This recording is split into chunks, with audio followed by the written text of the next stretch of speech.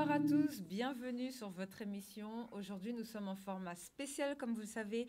Nous avions reçu Raphaël Lapin il y a quelques temps, puisque nous avons fait une émission spéciale sur le suivi de la crise.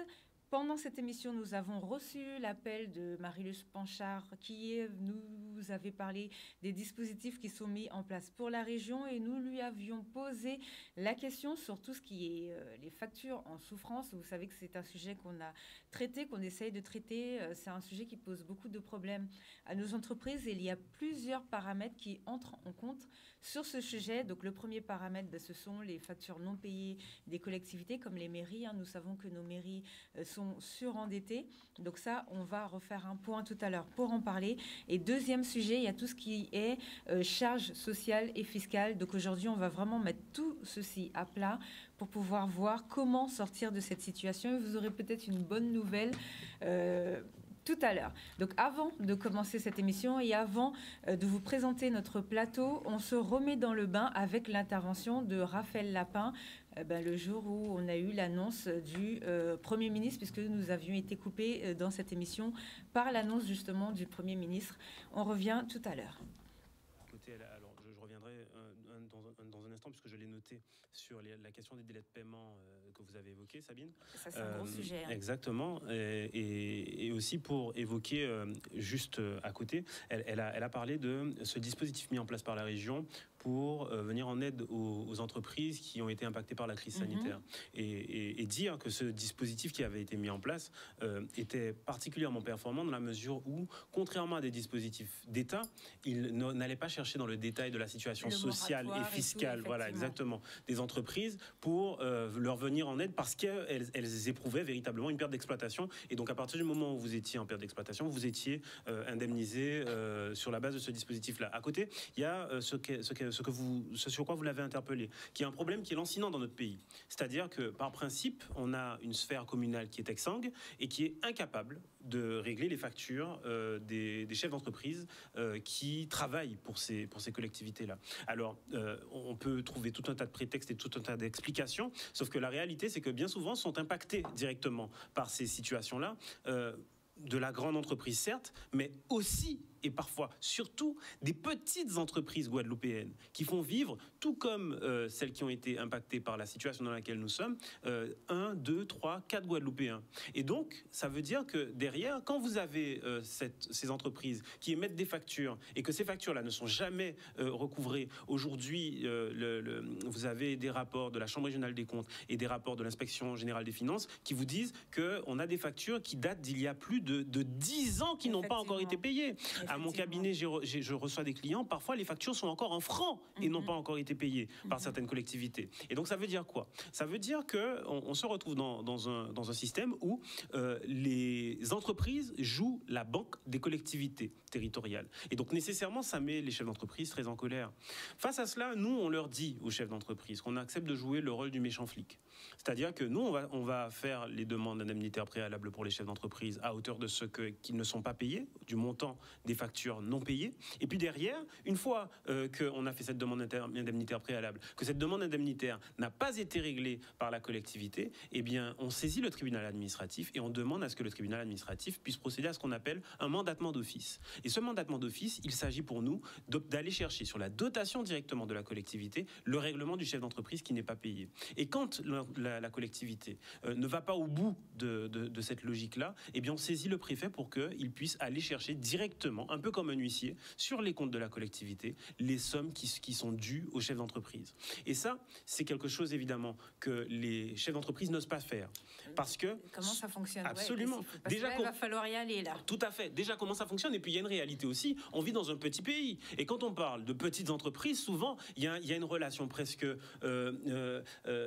humaine entre le chef d'édilité et le chef d'entreprise. Et donc, nécessairement, on n'a pas envie de faire ça parce que c'est un tel, parce que c'est monsieur un tel, personnel, parce qu'on connaît, parce qu'il connaît les parents, etc. Et donc, finalement, on se contente de, tout simplement, d'accuser des chocs de trésorerie, d'accuser des difficultés financières, de licencier. Je connais moi-même la situation. Exactement.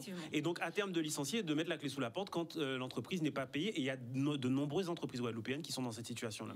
Eh bien, c'est pour ça que je vous dis que nous, avocats, on accepte de jouer le rôle du méchant flic. Parce qu'on n'est pas dans l'affect, on est dans le droit. Et donc, il y a des dispositions juridiques qui fixent les délais de paiement des collectivités territoriales et des établissements publics hospitaliers et de l'État. Et si ces délais de paiement, 30 ou 45 jours, ne sont pas respectés, eh bien, il faut qu'on puisse avoir les moyens d'aller chercher ces sommes-là là où elles se trouvent. Et il en va, et c'est pour ça que je dis que, bon, j'ai employé à dessein le terme de méchant flic, mais il en va de la santé économique du pays. Oui, en plus, ce sont nos collectivités locales. Exactement. Donc, que ce soit les mairies, que ce soit les je sais pas, alors... La région, puisque j'avais posé la question l'année dernière, a visiblement, du coup, moi, c'est ce qu'on m'a donné comme élément. Bon, payer toutes ces factures qui étaient en souffrance. Donc ça fait un moment qu'ils ont communiqué dessus. Donc normalement, pour la région, ça devrait être réglé. Mais il reste encore les mairies. Et de toute façon, pour la région, j'ai même appelé pour vérifier, pour leur demander de nous en reparler. Et au niveau des mairies, par contre, c'est vrai que c'est... Parce que les mairies utilisent beaucoup les associations, ou bien quand il y a des fêtes de communes, et c'est compliqué pour les entreprises. Absolument. Et d'ailleurs, juste peut-être pour finir avec ce sujet, ça fait des années qu'on discute d'un dispositif plus performant qui devrait passer par la loi de substitution soit d'un organisme tel que la Banque publique d'investissement, soit d'un autre organisme, pour que lorsque les collectivités territoriales ne parviennent pas à honorer les dettes qui sont les leurs, et bien qu'on puisse avoir, que les entreprises puissent en tout cas avoir un interlocuteur pertinent pour voir leurs factures payées, quitte à ce qu'il y ait ce qu'on appelle une cession de créance à l'égard de ce financeur. Voilà. Et ça, c'est un dispositif à l'époque où je travaillais à l'Assemblée nationale, on en avait déjà parlé. La ministre Annick Girardin s'était engagée à le faire. On avait travaillé sur ce dossier là à l'époque avec le député Olivier Servat, et c'est vrai que pour l'heure c'est pas un dispositif qui a encore vu le jour, parce que il y a un certain nombre d'obstacles juridiques, notamment à caractère constitutionnel, qui s'opposent à ce qu'il puisse être réalisé. Voilà, donc ça, c'était la première intervention de Monsieur Raphaël Lapin. Suite à cette intervention, il y a Monsieur Dominique Viram-Samy qui est avec nous sur le plateau ce soir, donc le président de Sauvons nos entreprises guadeloupéennes. Bonsoir. Bonsoir Sabine, bonsoir Canal 10. Alors, on s'est remis un petit peu dans le bain. Vous nous aviez appelé pour nous proposer des solutions, parce que ça, nous avions établi la situation. Et vous travaillez sur le dossier depuis longtemps. Est-ce que vous pouvez nous expliquer rapidement, parce qu'après je vais présenter notre deuxième intervenant, ce que vous aviez répondu lorsque vous nous avez appelé suite à l'annonce de Marie-Luce Panchard et de Raphaël Lapin? Oui, j'avais mis l'accent surtout sur le fait qu'il y a des entreprises à qui on propose des aides de l'État, des aides de la région, qui sont très bienvenues. Sauf qu'il y a un nœud gordien. C'est le fait que les entreprises qui postulent pour ces aides-là ne sont pas à jour des dettes sociales et fiscales. Donc, ces entreprises deviennent inéligibles aux prêts bancaires, inéligibles aux subventions régionales, inéligibles aux dispositifs de l'État. Seulement, quand je dis ça, je ne règle pas le problème. Parce que si ces entreprises sont arrivées à une situation d'inéligibilité, il y a une raison et une cause. Et l'une des causes, c'est celle-ci. La cause, c'est le RSI, qui est le régime social des indépendants, avec son logiciel SNV2, qui fait que ce logiciel qui a été infecté par un virus et qui n'a jamais été, on en parlera tout à l'heure, qui n'a jamais été rectifié, et donc il a continué à émettre des créances insincères et exorbitantes, qui fait que des entreprises n'ont pas pu payer ou n'ont pas voulu payer, et qui fait que ces entreprises-là ont été poursuivies par des huissiers. Et je dois rappeler en préliminaire que en France, dans l'Hexagone, certaines personnes se sont vues saisir leur patrimoine, et cela a entraîné une moyenne de 187 suicides par année. Oui, c'est vrai que C'est pas ça, rien. c'était... Non, c'est pas rien, c'est vraiment un gros problème, les dettes sociales et fiscales. Alors, avant de présenter notre deuxième intervenant, j'ai une question, parce que du coup, le RSI, sur le calcul, déjà, le calcul a été mal fait, mais en plus, lorsque l'entrepreneur a des factures en souffrance, ben, il ne peut pas payer ses charges sociales et fiscales, puisque s'il travaille, c'est bien pour faire rentrer l'argent dans la caisse. Et, Est-ce et- que lorsqu'une facture est émise, par exemple, pour nos mairies, on sait que nos mairies sont très endettées, lorsqu'il y a un événement, que la mairie fait appel à des sociétés et que la facture est émise, cette dette-là, enfin le montant de l'événement qui est censé être payé, est pris en charge pour le non, calcul ou eh pas? ben, ça a été un combat de mon association avec, et je dois le saluer, hein, les parlementaires, les 7 parlementaires qui m'ont accompagné pied à pied, hein, dans ce domaine-là. Et ils ont tenté par tous les moyens de faire prendre en considération le fait que l'entreprise se voit non payée d'un montant de temps, Mhm. et en même temps, ils doivent telle somme à la sécurité sociale ou autre. Eh bien, il n'y a pas de connexion entre les Ils deux. font pas le lien entre les deux. C'est pas pris en compte. Bon, d'accord. Bon, on va essayer d'en parler. Enfin, on va en parler tout à l'heure pour mettre ça à plat et vous allez nous expliquer tout ce que vous avez fait parce que ça fait longtemps que vous travaillez dessus. Et notre deuxième intervenant ce soir, Gilles Casimir, comme vous le savez, nous avons une chronique. Hein, donc, c'est un coach professionnel. Bonsoir. Bonsoir Sabine, bonsoir tout le monde. Alors, lorsque vous entendez tout ça, qu'est-ce que vous vous dites? S'il y a un client vient vous dire, bon, moi, je veux prendre des cours pour me coacher parce que tout le monde me doit de l'argent et j'arrive pas à me faire payer et du coup, je suis embêtée pour payer toutes mes dettes. Qu'est-ce que vous lui répondez? Oh, qu'est-ce que je lui réponds? Oui, comme ça. Qu'est-ce que vous allez lui dire? Je suis Comment vous comme le tous les coachez? entrepreneurs, il est difficile de travailler sans être payé. Et comme beaucoup d'entrepreneurs guadeloupéens aujourd'hui, je m'assure justement du donneur d'ordre, de la solvabilité du donneur d'ordre avant d'entamer une mission. Aujourd'hui, on est obligé de faire ça. D'accord. Parce qu'il est très compliqué de travailler et de ne pas savoir quand on va être payé. Et ce qu'on Effectivement. entend est effectivement très, très grave. Effectivement. Du coup, on va parler de quoi tout à l'heure? On va parler de la zone de confort. Ah ben voilà. Voilà. Donc il va falloir sortir de la zone de confort pour essayer de régler tous ces problèmes. On revient vers vous tout à l'heure. Merci. Alors, Monsieur Dominique Virasamy, est-ce que vous pouvez vous présenter et nous expliquer le travail que vous faites? Parce que ça fait des années que vous avez travaillé sur le RSI qui, je rappelle, a changé de nom. Est-ce que vous pouvez nous expliquer tout ça? Oui, alors, mon association Sauver notre entreprise guadeloupéenne a pris naissance depuis 2014-2015. Et depuis, nous n'avons pas cessé d'apporter notre contribution aux chefs d'entreprise qui ont des difficultés à faire valoir leurs droits par rapport aux créances qui sont exigées auprès de la sécurité sociale quand l'entreprise a des salariés, mais quand le chef d'entreprise qui est indépendant, un TNS, travailleur non salarié, et qu'il a des difficultés, hein, à faire comprendre que la somme qui est exigée n'est pas en adéquation avec la déclaration de revenus. Et donc, nous avons pris la décision non pas de bloquer les routes ou de faire des choses non conventionnelles, nous avons privilégié la discussion. Et aujourd'hui, je dois dire que nous sommes très heureux d'avoir tissé des liens, je ne dirais pas privilégiés, mais des liens corrects avec l'URSSAF, Madame Desgerons et Monsieur Véron de la Sécurité sociale, où nous arrivons quand même à discuter sur certains dossiers et nous trouvons des issues favorables. Donc, parce que les URSSAF et la Sécurité sociale, même si je ne suis pas d'accord avec ce qui se passe, mais ce sont des responsables qui sont là uniquement pour appliquer les lois et les règles qui leur sont imposées. Oui, ce donc, sont des techniciens. Voilà, donc je ne peux pas attaquer la URSSAF de Guadeloupe, la sécurité sociale de Guadeloupe, je dois m'en prendre au gouvernement, et c'est pour ça que j'ai fait un énorme travail avec nos 7 parlementaires, hein, parce que le problème, il est départemental, mais la réponse est totalement législative, parce que pour que nous puissions avoir une réponse, il faut une loi. D'accord? Et c'est pour ça que ça avance tout doucement. Et j'ai confiance, parce que quand on regarde que la chlordécone a pris tant de temps pour arriver en procès aujourd'hui, quand on voit que la problématique de l'eau a pris des années pour arriver en procès, et j'en passe, c'est des meilleurs. Donc, ce qui veut dire que j'arrive tout juste, moi, après 5, 6, 7 ans, sur la question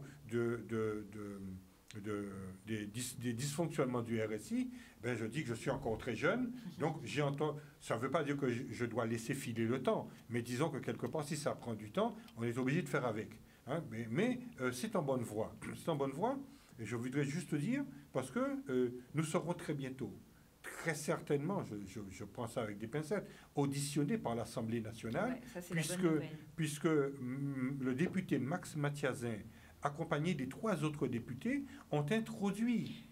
Qui, alors dites leur nom, parce qu'à chaque fois après la population pense que nos élus ne font jamais rien. Et c'est vrai que quand ils ne font pas, on le dit. Quels sont les députés qui vous ont accompagné? Et vous avez raison. Sous ce dossier-là, il y a Max Mathiasin, il y a Hélène Wecker, il y a Justine Bénin et Olivier Servat. D'accord. Les 4 se sont fendus d'un courrier commun, où ils ont tous les 4 signé, demandant au président Richard Ferrand, président de l'Assemblée nationale, de déclencher, en vertu de l'article 145, alinéa 4, du règlement intérieur de l'Assemblée nationale, auprès de sa commission des affaires sociales, de déclencher une enquête interne concernant les dysfonctionnements spécifiquement sur le dysfonctionnement du RSI pendant les 12 à 15 années passées. Donc, pour nous, ça constitue une première victoire, parce qu'on est arrivé à un niveau où, même si nous avions déjà été reçus puisque j'ai été auditionné par l'Assemblée nationale, j'ai été auditionné par le Sénat, et donc, aujourd'hui, nous arrivons à un point d'orgue où c'est assez satisfaisant de voir que nous sommes entrés dans une cour où, jusqu'à présent, nous ne pouvions même pas mettre une orteil. Alors ça, c'est très intéressant ce que vous dites, parce que le RSI, je rappelle que ça avait été mis en place par le gouvernement sous Nicolas Sarkozy. Alors justement, si on peut faire un peu de genèse, allez-y. Il faut savoir qu'en 2005, puisque c'est en 2005 que l'affaire prend naissance, il y a un homme qui s'appelle Renaud Dutreil, qui, après avoir étudié un petit peu la situation des chefs d'entreprise, considère que nous avions trois caisses à payer. La Cancava, la Canam, la Canam et la... Enfin, il y en a 3. Pardonnez-moi si j'ai un petit oubli. Et il y en avait 3 que nous payions à l'époque. Et c'était compliqué. Parce qu'on n'arrivait jamais à savoir exactement où nous en étions en payant celui-ci, celui-là. Donc, il a décidé de réunir les 3 caisses. Et c'est ainsi que prend naissance le RSI, qui est le régime social des indépendants. Même moi, à l'époque, j'ai crié rouleau bravo, puisqu'à l'époque, quand ça a eu lieu, c'était Joël Lobo qui était président de la Chambre de métier. J'ai apporté ma satisfaction pour dire nous sommes d'accord, parce qu'au moins une fois, on n'aura affaire qu'à une seule personne. Bravo jusque-là. Sauf que au fil du temps, on a découvert qu'il y avait des complications. Et on n'avait pas très bien compris. Et moi, j'ai cherché. Et quand j'ai cherché, je suis tombé sur un avocat fiscaliste de France, de l'Hexagone, qui s'appelle Éric Rocheblave, et qui avait déposé 3 plaintes. Oui, parce que dans l'Hexagone, ça a été une catastrophe. 3 plaintes contre le RSI, et qu'il a gagné les 3 dossiers, et les 3 plaintes qu'il a gagnées au tribunal de Pau. Alors, je dis ça de mémoire, tribunal de Pau, de Limoges, et puis il y en a un autre. Pardonnez-moi si j'ai un petit oubli. Et c'est pas le plus important. Oui. Et donc, il a gagné. Parce que il a demandé, puisque selon la loi, pour qu'une structure puisse collecter, je dis bien collecter, de l'argent au nom d'une couverture sociale, il faut que cette structure soit, par principe, affiliée à une mutuelle. Il faut qu'il réponde à l'article 411 du Code de la mutualité, à savoir être mutuelle de France. Or, il se trouve que le RSI n'était pas affilié. Et c'est là que Éric Rocheblave a gagné ses 3 procès.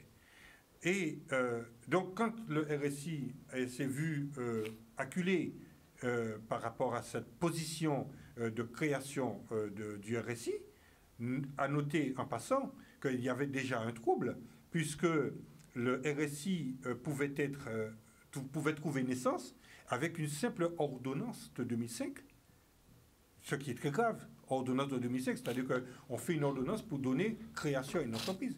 Et de notre côté, juste à côté, il pouvait exister avec l'approbation des statuts du RSI. Ceci étant dit, la Guadeloupe était assez particulière parce que il est bien écrit qu'il doit exister un RSI par département. Or, nous n'étions pas RSI à proprement dit, nous étions sous tutelle de la Martinique. Donc ça posait déjà un problème, parce que même moi, j'ai demandé au préfet de l'époque de me faire parvenir les statuts ou soit l'approbation des statuts ou l'ordonnance de 2005. Je n'ai jamais eu jusqu'à aujourd'hui de réponse. Bon. Et donc du coup, le RSI ayant bien compris qu'ils étaient en mauvaise posture, qu'est-ce qu'ils ont fait? Ils ont demandé à la sécurité sociale de leur donner une DSP, une délégation de service public. Jusque-là, ça va. Sauf qu'ils ont commis une deuxième erreur, c'est qu'ils n'ont pas respecté l'arrêt Poussé-Pistre. Et l'arrêt Poussé-Pistre ordonne que ce RSI doit être mis en concurrence. Or, le RSI a été tout seul sous le marché. Oui, on se souvient, à l'époque, il y a beaucoup de patrons ne voulaient pas le payer. Ils voulaient passer, par exemple, par des mutuelles indépendantes, par des organismes un petit peu comme en Angleterre. Voilà. Donc, du coup, ils ont été condamnés. Encore. Mais la condamnation n'a pas suffi puisqu'ils ont continué à exister. Ça, c'était à cette période-là. En 2008, le RSI, pour pouvoir fonctionner, a décidé de se doter d'un logiciel pour pouvoir numériquement organiser sa facturation et tout. Et il se trouve qu'en créant ce logiciel, qui n'était rien d'autre qu'un programme, que pour les gens qui sont férus d'informatique, je regarde mon ami Gilles, et donc qui sont férus d'ordinateur. Donc un programme, pour qu'il fonctionne, il a besoin de données. Et donc, quoi de plus naturel que d'aller prendre les données auprès du logiciel Taïga des URSSAF, où il y avait les noms, prénoms, numéro d'immatriculation et tout ce que les gens avaient déjà payé comme retraite et tout. Et quand ils ont marié les deux systèmes, le logiciel SNV2 et le logiciel Taïga, il y a eu un bug informatique. C'est-à-dire que le logiciel SNV2 a été vérolé. Et en étant vérolé, il a commencé à émettre des factures que personne ne comprenait. Oui, les montants sont colossaux. Hein. Donc, du coup, même moi qui était, que j'avais une immatriculation, je me suis retrouvé avec 3 immatriculations. Il y a d'autres personnes qui se sont retrouvées avec 4 ou 5 immatriculations, alors qu'ils n'avaient qu'une seule entreprise. Et il y en a qui étaient à jour de cotisation et qui se sont vus demander des sommes extraordinaires. Il y en a qui n'ont pas pu payer. Il y en a qui n'étaient pas à jour et qui se sont retrouvés bizarrement à jour. Donc, il y a eu un truc énorme. Je voudrais juste dire à nos téléspectateurs que j'ai là en ma possession un document où une entreprise a été, poursuivie par les URSSAF pour, tenez-vous bien, une facture, une créance de 803 millions d'euros. Quand je dis ça, les gens me disent, il est cinglé. Quand l'émission sera terminée, je vous montrerai le document, 803 millions d'euros. Il y a une autre entreprise qui a été poursuivie pour 141 millions d'euros. D'accord? Donc, et qu'est-ce qui s'est passé? Il y a d'autres personnes qui ont eu des taxations d'office. Donc, il y a eu plein de bordel. On se souvient de beaucoup d'entrepreneurs qui nous disaient on n'a même pas encore ouvert, on n'a même pas encore fait notre premier contrat, on a déjà les charges à payer. Alors si je me permets, là j'ai un extrait, je vais juste lire une ligne, émanant de la Cour des comptes. On peut ne pas croire Dominique Virassamy, puisque je ne suis qu'un simple serviteur, un humble serviteur. Mais quand je lis un extrait d'un rapport de la Cour des comptes, il dit en substance, ainsi, la solidité et la capacité d'adaptation du logiciel SNV2 de Lacoste a été systématiquement surestimée, portant alerte sur l'observation de défauts de pilotage du SNV2 et a ainsi donné au printemps 2005, d'abord dans un audit demandé par Lacoste, puis par la même année par la Cour à l'occasion d'une enquête sur l'informatique de l'activité de recouvrement du régime général. Ça, c'est un dossier.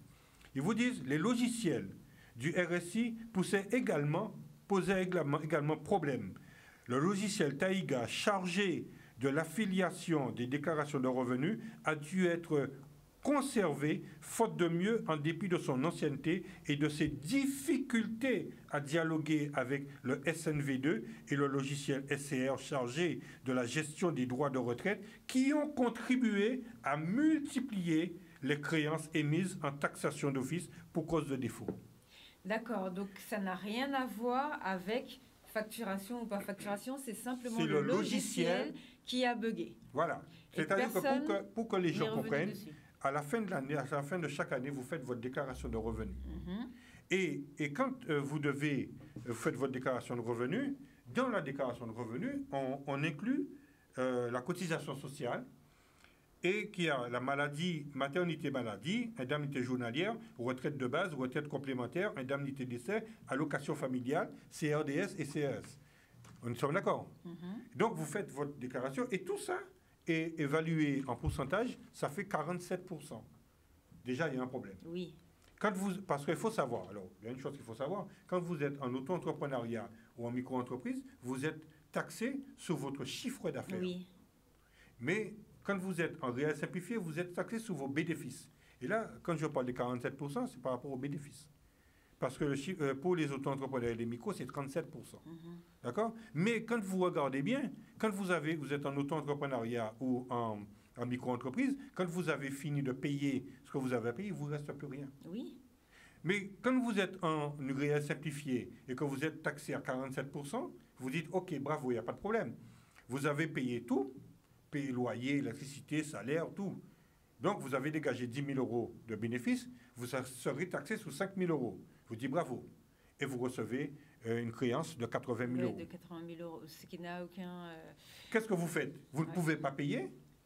Donc, on vous inscrit dans le fichier des entreprises qui sont pas à jour et vous êtes coupé du reste du monde. De tout, ouais. Et on l'a vu pendant la crise, absolument toutes les entreprises qui n'ont pas pu toucher les aides de l'État sont des entreprises qui avaient des dettes. Mais si ce n'était que ça. Ça, c'est pareil pour la formation aussi. Nos jeunes sont sur le bord de la route. Ben, nos entrepreneurs ne peuvent pas les prendre en formation à cause de cette histoire de dettes. Absolument, parce que il faut savoir une chose, c'est que quand un chef d'entreprise prend un apprenti, par exemple, l'apprenti n'est pas gratuit. Oui. Même si la région accorde un subside au chef d'entreprise, mais c'est très infime. C'est de l'ordre, pour les 3 ans, c'est de l'ordre de 3 000 euros, 3 500 euros. Oui, c'est pour ça que l'État a mis un nouveau plan allant jusqu'à 8 000 euros. Voilà. Mais l'apprenti coûte entre 600 et 1 000 euros par mois, selon l'âge de l'enfant.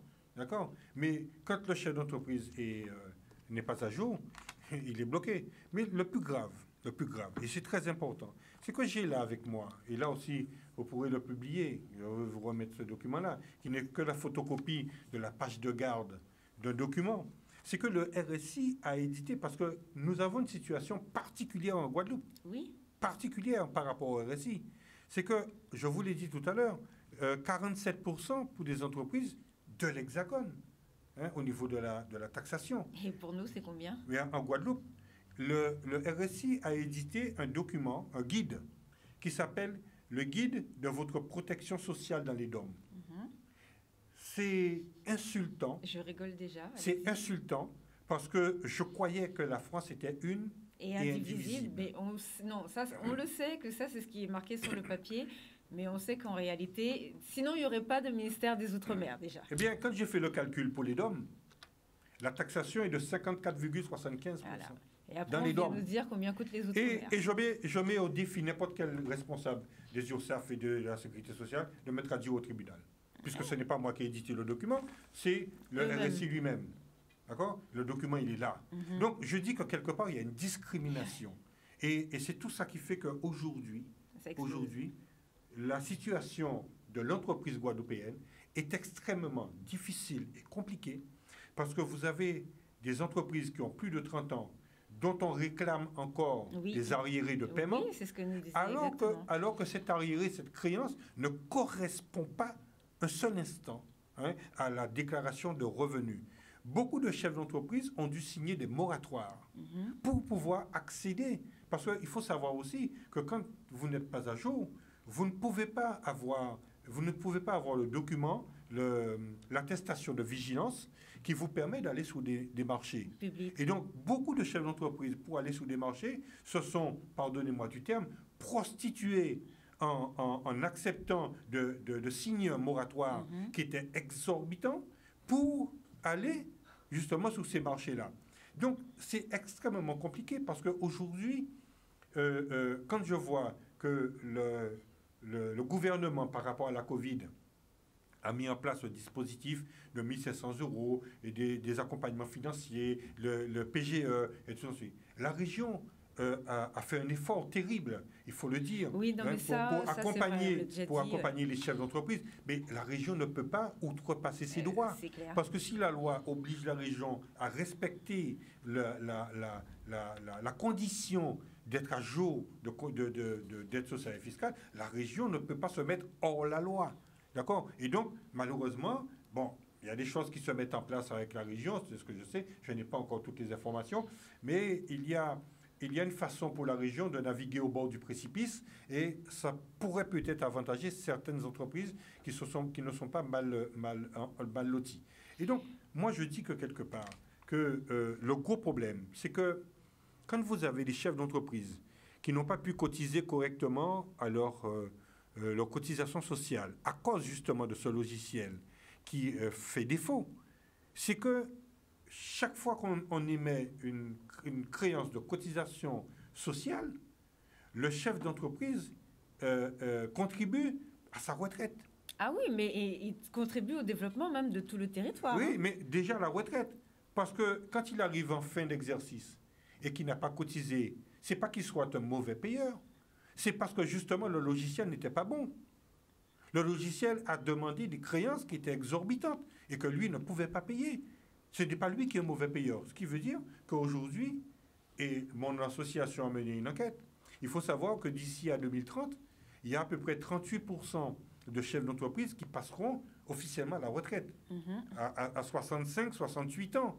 65, 68 ans.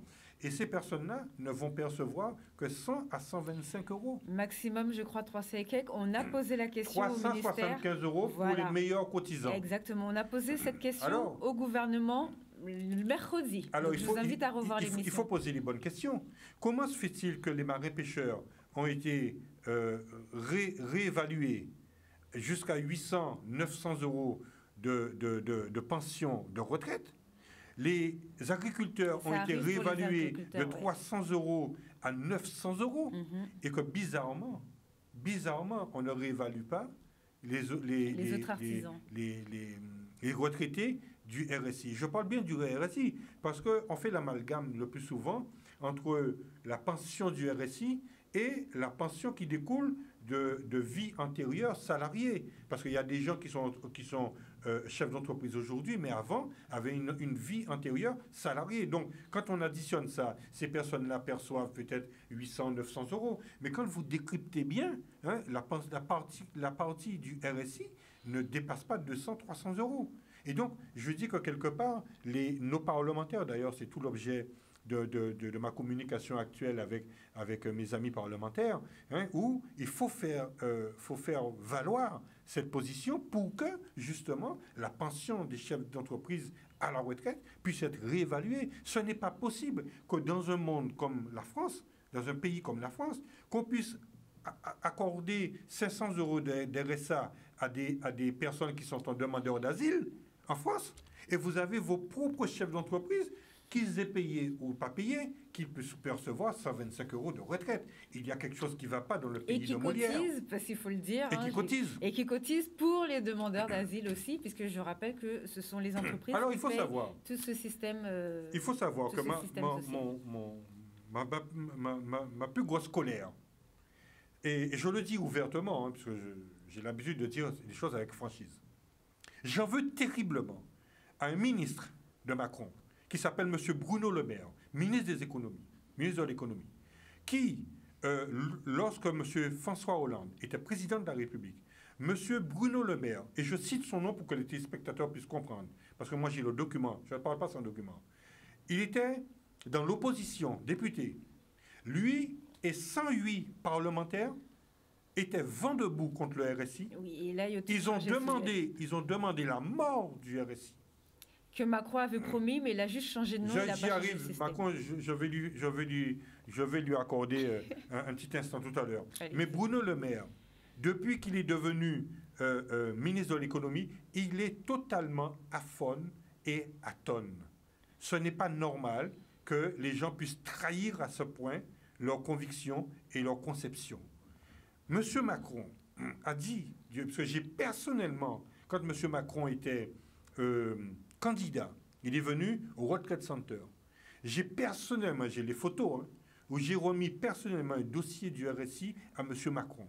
Il m'a dit, oui, c'est vrai, on va gérer ça, C'était entre deux verres de oui, on va supprimer le RSI, c'est un problème. Monsieur Macron a dit, et je documente à l'appui, que le RSI est une erreur. Madame Le Pen a dit du RSI que c'était le RSI est un serial killer. Oui, parce qu'il y a eu beaucoup de suicides. Hein, serial killer des entreprises. Le RSI lui-même a reconnu qu'il a supprimé son ISU.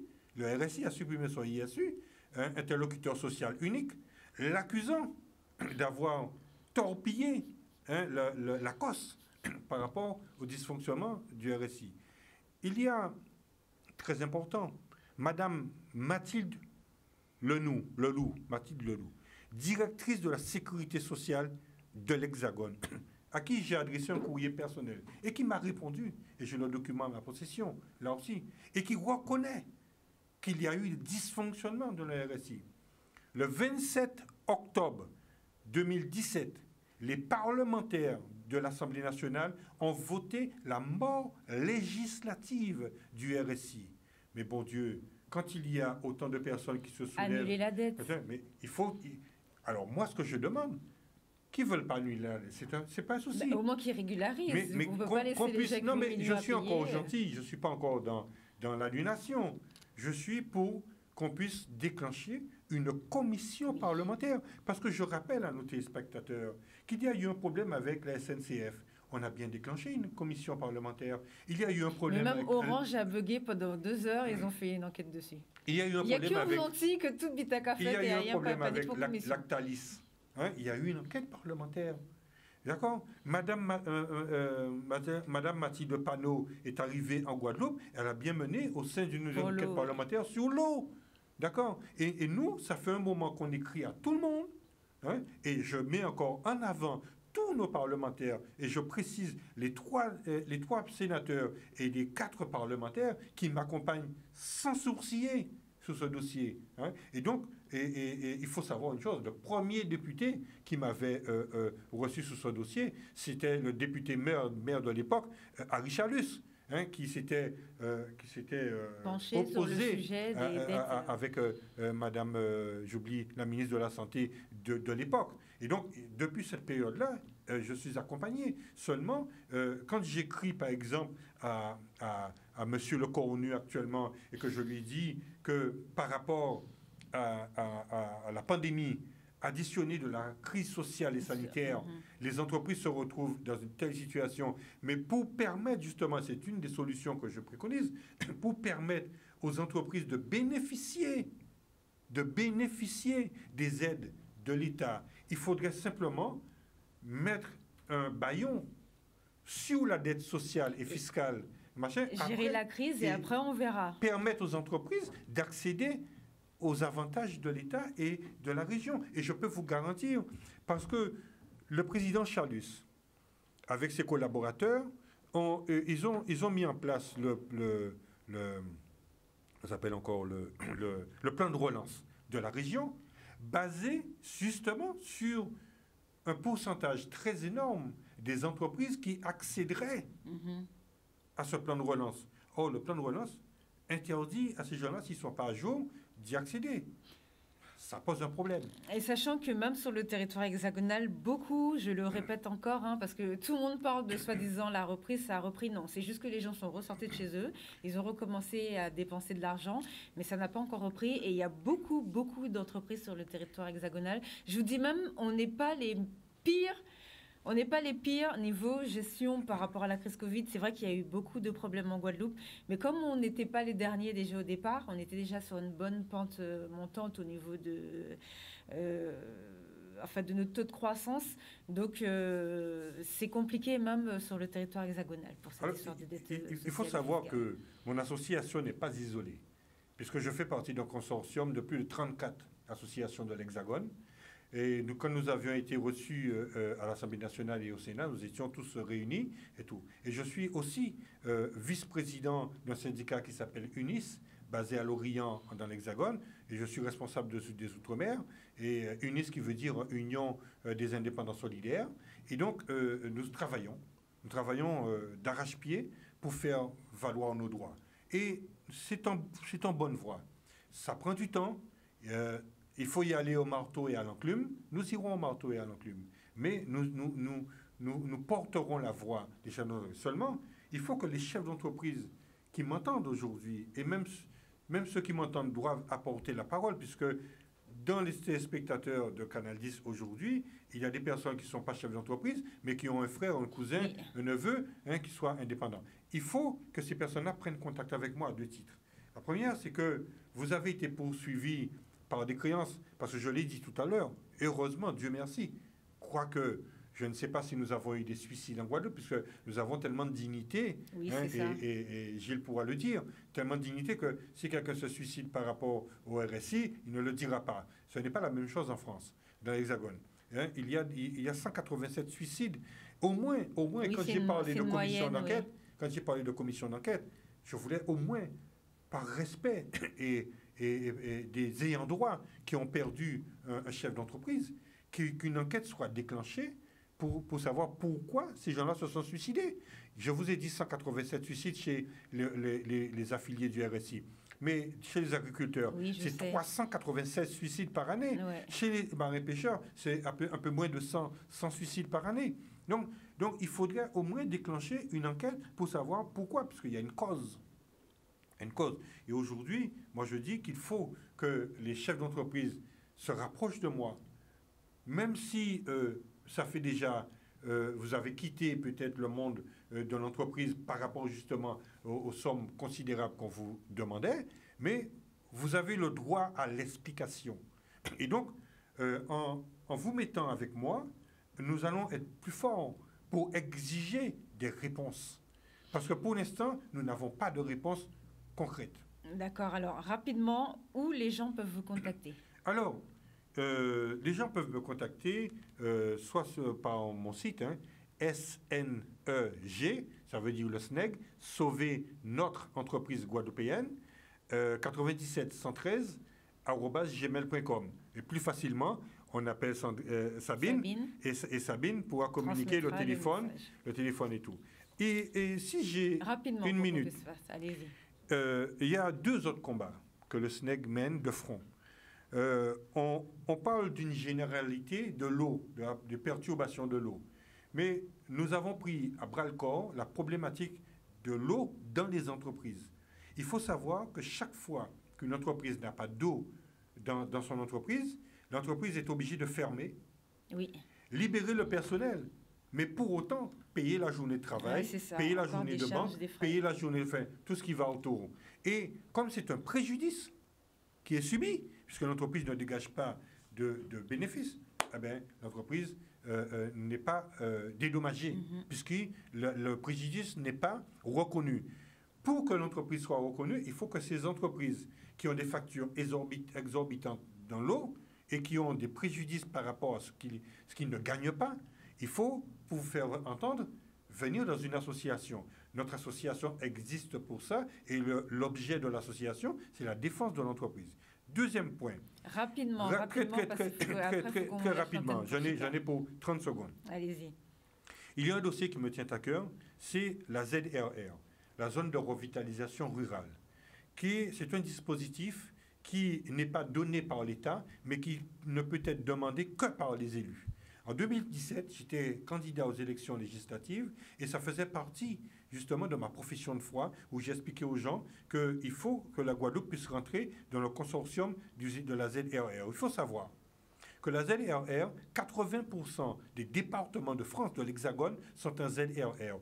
La Réunion, la Corse et la Guyane sont en ZRR, étaient en ZRR. Sauf la Martinique et la Guyane. Qu'est-ce qui se passe? Il est bon pour eux et pas bon pour nous, alors.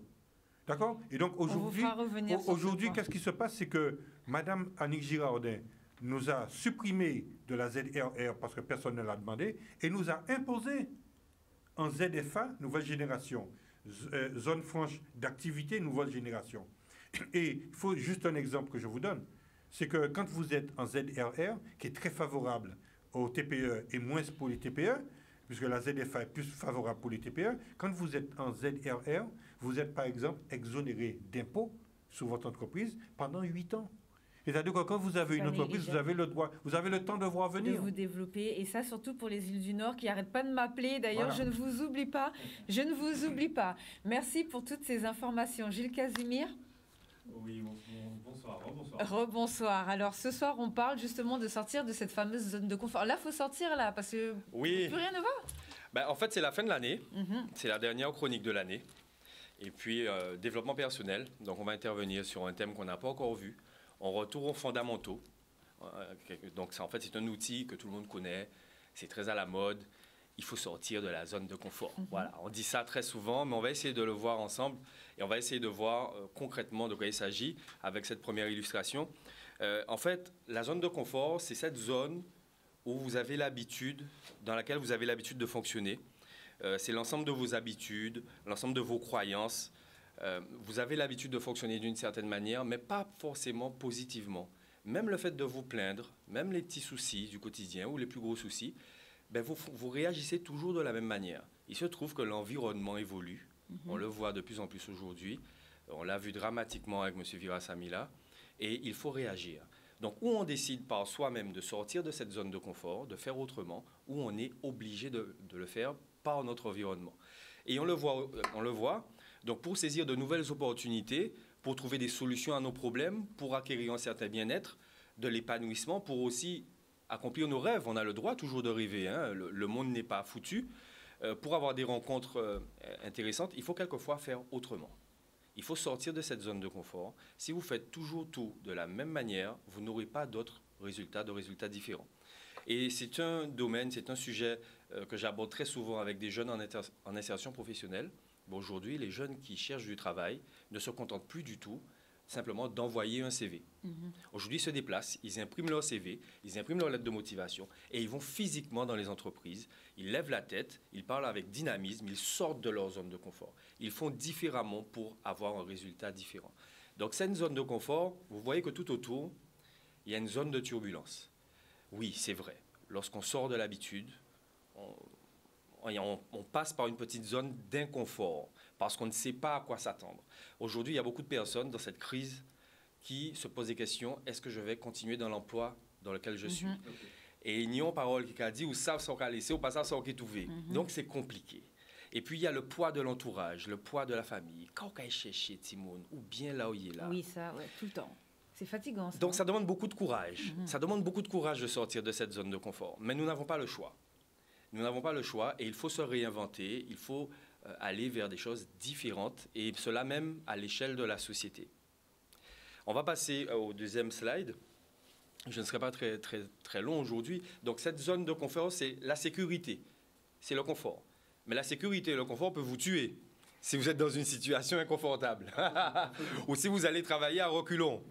Ou si vous attendez que le travail vienne vous chercher chez vous. Donc, il faut passer par cette zone de peur. Cette zone où on manque de confiance en soi, où on est affecté par les opinions des autres. On a peur d'avouer qu'on souhaite être artiste, on souhaite aller vers la peinture, on souhaite aller vers quelque chose de manuel quand on a l'habitude de travailler dans un bureau, par exemple. Ou quand on veut devenir entrepreneur, avec tout ce qu'on a entendu sur le RSI, ça peut faire peur. On se trouve des excuses, en fait. On se trouve des excuses pour ne pas oser. Et on reste dans cette zone. Mais quand on garde confiance, quand on est alimenté par des croyances aidantes, positives, quand on a un entourage bienveillant, on insiste, on y va quand même. On prend la peur par la main et on y va avec elle. Et à ce moment-là, on arrive dans une zone d'apprentissage où on commence à régler nos problèmes. On commence à acquérir de nouvelles compétences. On prend confiance en soi. on a grandi sa zone de confort.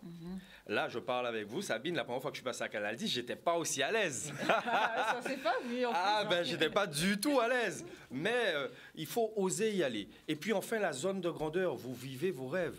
Vous allez peut-être réaliser des choses, avoir des rencontres, avoir une activité dans laquelle vous allez vous épanouir. Le monde peut être en pandémie mondiale et en catastrophe permanente, et vous pouvez, dans cette catastrophe, alimenter votre havre de paix et d'épanouissement et pouvoir subvenir à vos besoins. Et aussi, vous allez définir de nouveaux objectifs. Ce qu'il y a d'intéressant avec la zone de confort, pour finir, c'est qu'au début, on a du mal à en sortir. Une fois qu'on en est sorti, notre zone de confort grandit. Et du coup, c'est un chemin perpétuel, en fait. On n'arrête pas de s'ouvrir, on n'arrête pas de développer nos compétences. Et on peut réaliser de très, très grandes choses à condition de croire en soi. C'était la dernière chronique, c'était la fin de l'année. Et 2022, nous caille chier ça. Ah, mais il faut nous chier ça même. Hein. Allez-y, rapidement, 5 secondes. Je voudrais juste rajouter, c'est très important, c'est que beaucoup de personnes pensent que le RSI a disparu. Ah non, le RSI n'a pas disparu, il a laissé sa place à la SSI, et quand vous regardez bien, le R a disparu au profit du S. Mais le logiciel, et je le dis encore en pure vérité, parce que j'ai eu un entretien avec M. Véron, directeur de la Sécurité sociale, qui me confirmait que le logiciel SNV2 a été maintenu. C'est même bitin là. Même bitin. Donc il va falloir faire autrement. Il va falloir trouver une autre réponse à ça. D'accord. Bon, merci, messieurs, pour vos interventions. Est-ce que je peux vous faire revenir en janvier pour parler du deuxième sujet qu'on n'a pas eu le temps d'aborder aujourd'hui, avec les fameuses zones? Je parlais des îles du Nord. Alors, ils n'arrêtent pas de m'appeler pour me demander vraiment de me pencher un petit peu sur la situation des entreprises là-bas. Il y en a qui parlent de revenir en zone franche, parce qu'en plus, ils ont la double insularité. Ils peuvent réclamer la ZRR qui est très bien. Bon, écoutez, on va en reparler au mois de janvier. Donc, je donnerai une date, parce qu'il y a aussi les femmes au travail. Il y a pas mal de choses qu'il faut qu'on mette, sur lesquelles on reviendra au mois de janvier. Merci, messieurs, pour votre intervention de cet après-midi. Merci à vous. Merci à vous de nous avoir suivis. C'est Noël dans 4 jours. Donc, mangez bien, mangez local surtout. Voilà, joyeux Noël. Donc, vous avez vu, il y avait Joue à Tradition. L'année dernière, on a beaucoup suivi ça. Il n'y a pas eu. Et cette année, ça a été remis en place. Donc, on espère que vous allez pouvoir consommer tout ce que vous avez acheté, tout ce que vous avez trouvé dans les mains de nos entrepreneurs guadeloupéens. Amusez-vous bien, et à lundi prochain, normalement, si je ne pars pas en vacances, mais ça devrait aller. Au revoir à tous. Merci.